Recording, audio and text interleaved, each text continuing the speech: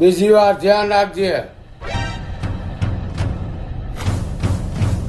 વાહ બેન વાહ, તે મારી હારે આવું કર્યું.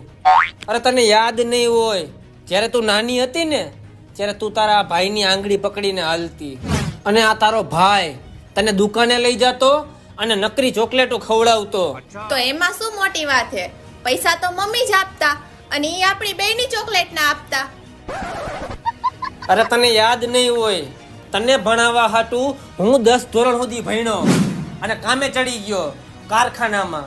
શું કામ ખબર હે? કેમ કે તને પ્રાઇવેટ સ્કૂલમાં હું ભણાવી શકું. 10માં 5-6 વાર ટ્રાય દે તો પછી કામે જ ચડવું પડે ને. કોઈ મફતમાં પાસ ન કરી દે. અને હવે મારો મગજ ખામાં, નકર પપ્પા હજી રૂમમાં જ ગયા હે. પાછા બોલાવીશ ને તો બધું યાદ કરાવી દે હે. મારા કલેજા.